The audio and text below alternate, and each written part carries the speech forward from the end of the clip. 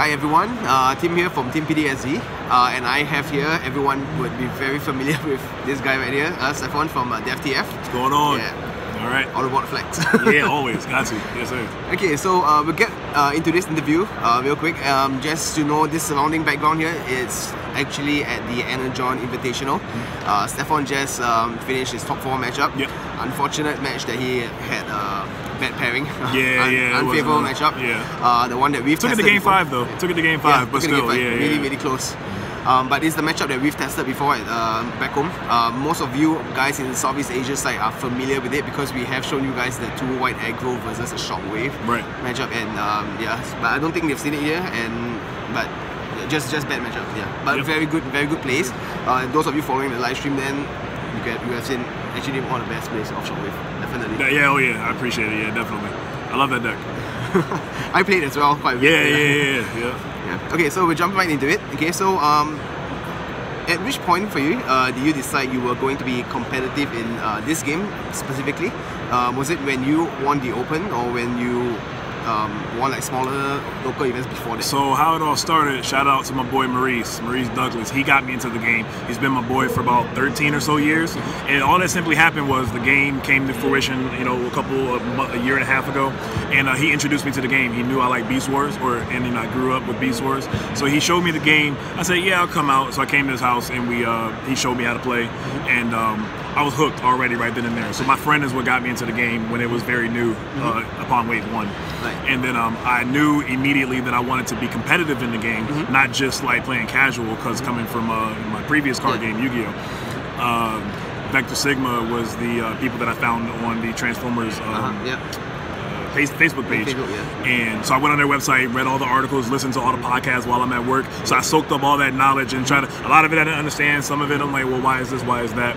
And then it turns out Mark Keeney from Vector Sigma, met up with him at my local car store, like 5 minutes away from my house. And when I found out that he was part of the team, that's who I knew I needed to talk to. So it was like beelining through him to get to Scott, to get the rest of them, to get that competitive sense. And so that's kind of where it started, and went from there. Okay. Did you like Transformers before that? Oh yeah, Beast Wars. I grew up with Beast Wars. Yeah. So like Gorilla Optimus Prime is my favorite Beast Wars. Like if they ever make that a set, I would love that. I mean, everybody would love that, but I'll especially love it because I love Gorilla Prime. So cool.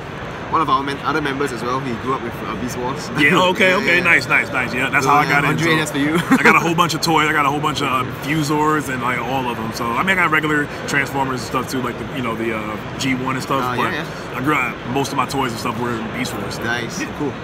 Okay, so after winning the last major Open that we had, the first one.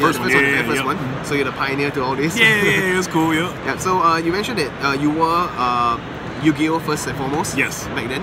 Has that changed for you?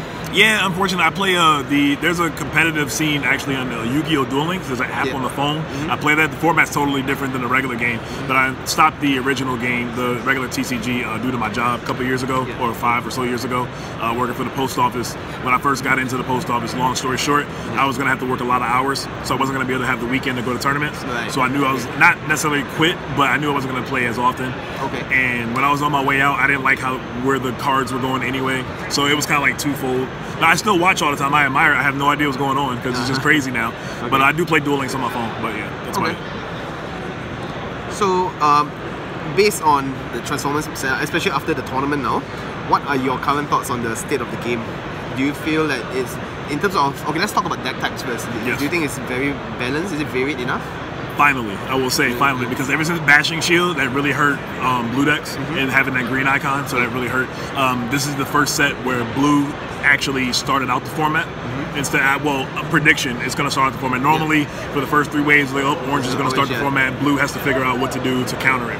This time, it started out blue with Sabotage, Armament, Hidden Fortification. So I like that aspect because it's not the same redundancy, it's always orange, you know what I mean, type thing. So, and I like the balance. I don't think, besides Daring Escape, everything else, it's anybody can win, you know, type thing. So, But now that mission gear is like multi-mission gear is banned, daring escape, do you still see it as? Well, shout out to Blaine. Blaine, I don't know how to say your last name, but no, he what he said, he went undefeated, and he sealed is what took him out. Yep. So like he beat everybody in constructed. So it's still good. It just takes a little longer. But like with Springer and stuff, you just draw so many cards, so the deck's still alive and well, which I'm not happy about. But hopefully we can figure out something to beat it, you know. So that's definitely still the thing that we need to pay attention to going into the championship PPG tournament in Orlando in January. So okay. So how would you like to see the game another year down, or maybe further beyond that? How would you Beast Wars. Beast Wars. I just want to see a Beast Wars set. Nah, but overall, I do want to see potentially like something like field spells. Well, I call them field. In Yu-Gi-Oh, they're called field spells, but like a field card, where all your Autobots get +1 when they attack or something like that. I want to see another aspect besides secret actions and action. I want to see a like you have your action, your upgrade, and your field play or something like that. Like for, you know what I mean, to generate everything that affects everything on the field, or can even maybe affect your opponent. Like every time they attack with a character or whatever. So take 1 damage. Well, that's probably too good. Never mind. But I'm looking forward to like something like that that generates like a field, you know, battlefield thing type. Looking forward to a new icon color. You know, we're pretty sure we're gonna get more. Yeah, I'm sure. So yeah, that's just about it, really. Looking forward to that. More new bots, because I'm only really familiar with Beast Wars. So outside of that, every time I see these new bots and everything, like it's exciting for me because I don't know who these bots are. So I'll go read up on them and see everybody's excitement for it. So it's all good. Right. Yeah. Cool. Okay, and for us, before I wrap up this whole thing, one last thing here, because we are mostly from the Southeast Asian community, and you are actually one of the most followed ones. Yeah, I appreciate y'all. Shout out to everybody over there. Yeah, so, definitely. Anything you would like to say? Shout out to the Asian community back home.